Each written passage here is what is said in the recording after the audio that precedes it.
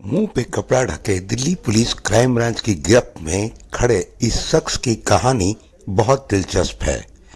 नाम है हर्ष उर्फ चिंटू। दिल्ली पुलिस ने इसकी गिरफ्तारी पर 50,000 रुपए का इनाम घोषित कर रखा था। यह विदेश में भाग चुका था।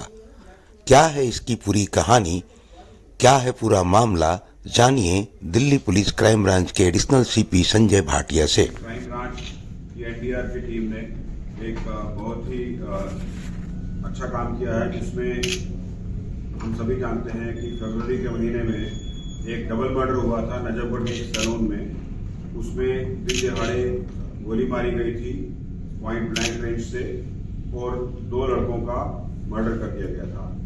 इसका सीसीटीवी फुटेज भी वायरल हुआ था। लोगों ने देखा कि कैसे 2 लड़के पहले आते हैं सैलून के अंदर, वहाँ पर ऑलरेडी 2 लड़के मौजूद हैं, एक साथी उनका और मौजूद है। बातचीत होती है, कुछ आपस में इनकी बहस होती है और फिर ये 2 लड़के चले जाते हैं और वापस आते हैं हथियारों के साथ और गोली मारकर 2 लोगों को मौत के घाट उतार देते हैं। मुकदमा यह है कि 9 फरवरी को नजफगढ़ में एक सैलून के अंदर, सीजर नाम के सैलून के अंदर आशीष और सोनू नाम के 2 लड़कों का मर्डर हो जाता है और इनका एक साथी नीरज जो बाहर खड़ा था, बाद में उसके बयान पर एक मर्डर का केस दर्ज हुआ, आमजद का केस दर्ज हुआ, इन्वेस्टिगेशन शुरू कर दी जाती है। नीरज जो चश्मदीद गवाह था, उसने बताया, एफआईआर में भी लिखा है कि उसको पूरा यकीन है, उसने पहचाना भी कि इसके संजीव भैया और उसके साथी हरीश अलियास चिंटू, ये दोनों आए थे और इनकी आपस में रंजिश चल रही थी, इनकी आपस में चैलेंजिंग चल रही थी, थ्रेटनिंग चल रही थी, एक दूसरे को मारने की बात चल रही थी। और किस तरह एक पुराने मुकदमे में जो 2021 में छावला में हुआ था, जिसमें नरेश करने का मर्डर हुआ था, उसके बाबत कुछ तनातनी चल रही थी।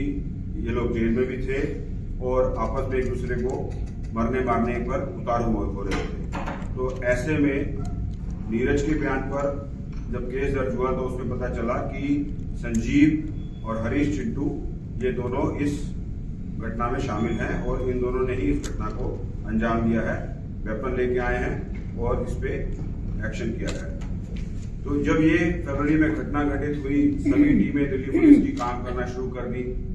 हम जानते हैं कि किस तरह टास्किंग होती है और सभी यूनिट्स दिल्ली पुलिस की, कोई भी इस तरह का केस होता है तो जुट जाती हैं काम करने में। फील्ड फंक्शनरीज, हमारी फील्ड यूनिट्स जो हैं, डिस्ट्रिक्ट्स की टीम जो हैं या बाकी यूनिट्स की टीम, तो क्राइम ब्रांच को भी टास्किंग हुई, क्राइम ब्रांच को भी काम मिला कि कहा गया, आदेश भी हुए और हम लोग सेल्फ मोटिवेशन सो मोटो भी काम करते हैं। तो हमारी एनडीआर की टीम, जिसको हमारे डीसीपी जो मेरे दाहिनी ओर बैठे हैं संजय सैन सुपरवाइज करते हैं एनडीआर की टीम को, और उसको एसीपी उमेश बर्थवाल सुपरवाइज करते हैं, लीड करते हैं, और उनके साथी इंस्पेक्टर राकेश कुमार और उनके साथ उनकी टीम के member SI Amit Grewal, SI Anuj, Narendra Godara, ASI Vikas, ASI Ravinder Kripal, head constable Sukhbir, Rahul Jaspal, आप सिंह, इरशाद, नाहन जी, कमल गोदारा, रविंदर और सत्यवान, और हमारी एक लेडी कांस्टेबल रीना जो आप देख सकते हैं सबसे दाहिनी ओर खड़ी है। ये पूरी टीम एनडीआर की भी इस काम में लग गई और लगातार हम लोग मशक्कत करते रहे, टेक्निकल इन्वेस्टिगेशन करते रहे, ट्रेडिशनल इन्वेस्टिगेशन करते रहे, और जो आज की डेट में नए नए जो इन्वेस्टिगेशंस के मोड आ गए हैं उन सब पे हम लोग काम करते रहे। जगह जगह हमने रेड्स की, जगह जगह हमने सोर्सेज डेवलप किए, जगह जगह हम लोगों ने जाकर इन्वेस्टिगेशन की, जगह जगह हम लोगों ने लीड निकालने की कोशिश की, और बहुत लगातार मेहनत करने के बाद एसीपी बर्थवाल और संजय सैन की टीम को क्लू ये मिला कि जो ये चिंटू है, हरीश चिंटू, ये फेक पासपोर्ट बनवाकर अमृतसर से जून के महीने में इंडिया से बाहर चला गया है। ये इत्तला मिलने पर हम लोगों ने फिर से काम शुरू कर दिया और उस पासपोर्ट की डिटेल्स निकालने की कोशिश की। उसमें भी लगातार मेहनत हुई, पूरी टीम ने काम किया। मैं नाम आपको सबको बता चुका पूरी टीम का। और पासपोर्ट का नंबर हम लोगों को मिला, पासपोर्ट की डिटेल्स मिली और इमीडिएटली हम लोगों ने उसकी एलओसी खुलवा दी, क्योंकि हमें ये सूचना मिली थी कि ये दोनों लड़के संजीव और उसका साथी हरीश चिंटू मर्डर के बाद छुपते रहे, इधर उधर भागते रहे। फिर ये फेक पासपोर्ट हरीश चिंटू का तो कंफर्म हुआ कि फेक पासपोर्ट पर ये अमृतसर एयरपोर्ट से बाहर चला गया। एलओसी खुलवा दी। एलओसी खुलवाने के बाद अभी आज सुबह अर्ली मॉर्निंग ये हरीश एलियस चिंटू एलओसी में डिटेक्ट हुआ। ये बाहर देश से किसी देश से डिपोर्ट हुआ, यहाँ आया और यहाँ पर एलओसी में डिटेक्ट हुआ। और जैसा कि सिस्टम है, प्रोसीजर है, क्राइम ब्रांच को इत्तला दी गई। क्राइम ब्रांच जाकर इसको फॉर्मल इंटरोगेट करने के बाद, पहचान करने के बाद, आइडेंटिफाई करने के बाद, ऑथेंटिफिकेशन करने के बाद फॉर्मल अरेस्ट करके इसको ले आई है। इससे पूछताछ जब हमने की, इसको इंटरोगेट किया, तो इसने बहुत सारी बातें हमें बताई हैं। कुछ मैं बातें आपके साथ शेयर करूंगा, कुछ हमारी इन्वेस्टिगेशन की जो दूसरी डिटेल्स हैं जो हमारे आगे इन्वेस्टिगेशन में काम आनी है वो मैं आपके साथ शेयर नहीं कर पाऊंगा। इसने ये बताया कि ये जून के महीने में अमृतसर एयरपोर्ट से शारजा चला गया था 9 जून को। इसने फेक पासपोर्ट बनवाया और फेक पासपोर्ट बनवाकर ये शारजा चला गया। शारजा के बाद एज पर हिम जो इसने बताया कि ये वहाँ के बाद बाकू गया, बाकू के बाद से ये वापस इस्तांबुल आया, इस्तांबुल से ये मंडोवा जाने की कोशिश कर रहा था, मंडोवा से ये डिपोर्ट हुआ, डिपोर्ट होकर ये यहाँ आ गया। इसने हमारे को ये भी बताया कि मेन रंजिश, जो पुरानी रंजिश हम सभी जानते हैं कि जब नरेश करने जो फाइनेंसिंग का काम करता था, जब उसका मर्डर हुआ 2021 में, जिसमें नीरज का साथी एक जो है वो उसमें इन्वॉल्व था, संजीव का साथी नीरज एक इन्वॉल्व था। नीरज जो है उस टाइम पर प्रेजेंट भी था, वो शामिल भी था। और उसके बाद संजीव के साथी होने के साथ साथ सभी का भी ये साथी था। आपस में दोनों ये सारे के सारे एक ही ग्रुप में थे।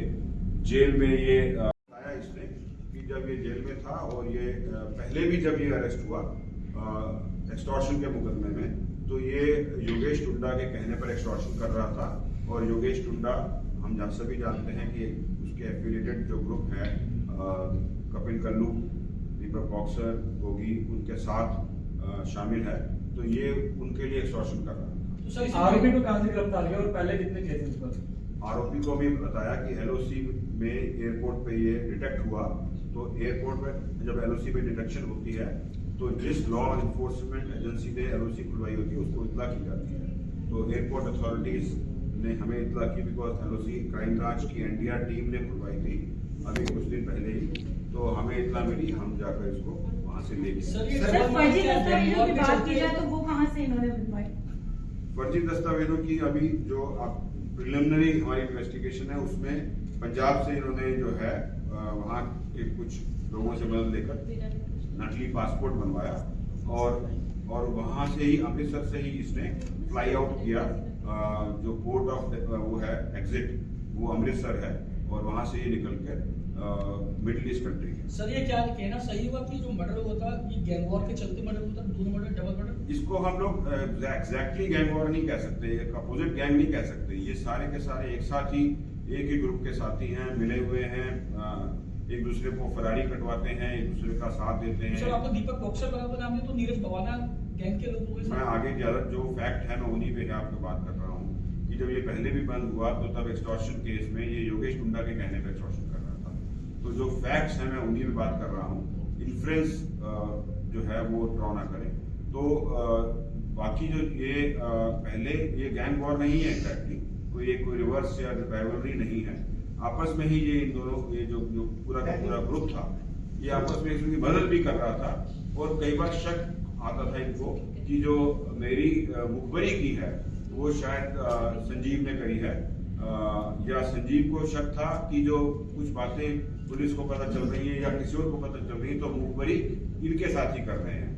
तो जो डिसीज है एक दूसरे को जो धमकी दी जा रही थी उसका कारण रूट कॉज यही था? रूट कॉज आपस में ही इनका ये था कि इनको ये लग रहा था, हमने प्रेस रिलीज में भी लिखा है कि ये को ये लग रहा था कि ये दोनों जो हैं आशीष, सोनू और नीरज, ये तीनों इनकी मुखबरी कर रहे हैं। और उनको ये लग रहा था कि वो दोनों संजीव खासकर और हरीश चिंटू उस पूरे ग्रुप में कंप्लीटली इन्वॉल्व नहीं था। वो थोड़ा सा बाहर के जिसे कहते हैं एक्सटर्नल पेरिफेरी में रहने वाला आदमी था।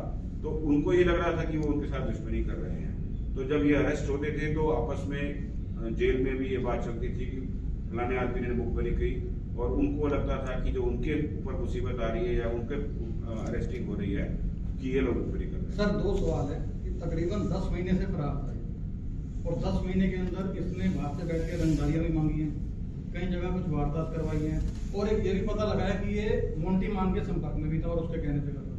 लवली, ये इस अभी तक किसी भी मुकदमे में ऐसा नहीं आया है कि हरीश चिंटू रंगदारी कर रहा था या किसी को एक्सटॉर्शन कर रहा था। ये नकली पासपोर्ट पर जुलाई में गया है बाहर, और अभी तक कोई भी ऐसा फैक्ट सामने नहीं आया है जिसमें एक्सटॉर्शन में इसकी डायरेक्ट या इनडायरेक्ट इन्वॉल्वमेंट रही हो। लेकिन हाँ, ये मुकदमे जो हैं उसमें हम लोग चेक करेंगे। आज इसको लेके आए हैं और ये देखेंगे जो नाम आप ले रहे हैं वो उस नाम को उस नाम के नाम पर रंगदारी के केसेस हुए हैं। कि मोंटी मान के कहने पर कॉल्स हुई हैं। वो वेरिफिकेशन की बात है, मतलब वो हम लोग पुख्ता तौर से नहीं कह सकते, बिकॉज हम सभी जानते हैं कि एक्सटॉर्शन की कॉल्स कई बार फेक भी निकल रही हैं। बहुत सारी कॉल्स हैं। सैलून वाले केस को दिल्ली पुलिस की कई टीमें बड़ी सरगर्मी से तलाश कर रही थी, तो क्या पिछले 8-10 महीने से पहले से पता था कि इस जगह पर है, यहाँ है? हमारे पास जो इतला थी कि ये कहाँ हो सकता है, कहाँ जा सकता है, और जो भी लीड्स थी, जो भी गैंगस्टर्स के साथ ये एफिलिएटेड रहा, कनेक्टेड रहा, उन पर वॉच रखने वाली बात थी। और जितने भी हमारे तरीके हैं पुलिस के जो हम शेयर नहीं कर सकते, उस पर काम चल रहा था। हमारी टीम खासकर एनडीआर की रिलेंटलेसली जिसे कहते हैं, बगैर रुके, बगैर थमे, बगैर सांस लिए लगातार काम करती जा रही थी। और ये था कि इन दोनों को, बिकॉज ये मुकदमा पेंडिंग था, वर्कआउट नहीं हुआ था, नजफगढ़ का डबल मर्डर केस था, इम्पोर्टेंट था पुलिस के लिए, हमने वर्कआउट किया। 8 फरवरी 2024 को किस मुकदमे में क्या से बाहर आए थे? ये पहले पुराना एक्सटॉर्शन का मुकदमा था जिसमें ये बंद हुआ था। कुछ महीने जेल में रहने के बाद इसको जब बेल मिली तो ये बाहर जब आया तो इसको संजीव ने ही रिसीव किया। संजीव ही इसको अपने साथ ले गया। सारे एक ही ग्रुप में थे। जेल में ये भी मिले।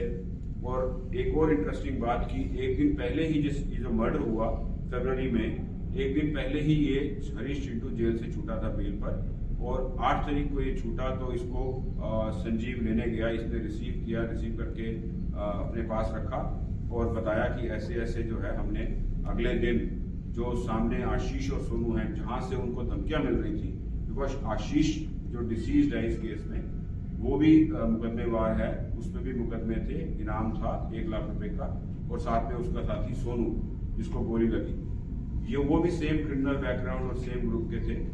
तो वो इनको धमकी दे रहे थे, ये उनको धमकी दे रहे थे, कोर्ट में मिल रहे थे तो धमकी मिल रही थी, कहीं और मुलाकात हो रही थी तो धमकी, क्रॉस धमकी हो रही थी। तो इन दोनों ने ये सोचा कि इससे पहले कि वो अपनी धमकी को अंजाम दें, उसको एग्जीक्यूट करें धमकी को, इससे पहले हम ही एग्जीक्यूट करते हैं। तो इन्होंने उस धमकी के काउंटर में हरीश चिंटू और संजीव ने वेपन ले जाकर नजफगढ़ के सीजर सैलून में उन दोनों का मर्डर कर दिया। नीरज जो चश्मदीद गवाह था जिसके बयान में पर्चा दर्ज हुआ, ये केस अब खुल गया है, हरीश चिंटू गिरफ्तार हो गया है। आगे की कार्रवाई जारी है, इन्वेस्टिगेशन जारी है और इंटरोगेशन हम लोग कर रहे हैं, और जैसे ही कोई नए फैक्ट्स मिलेंगे आपको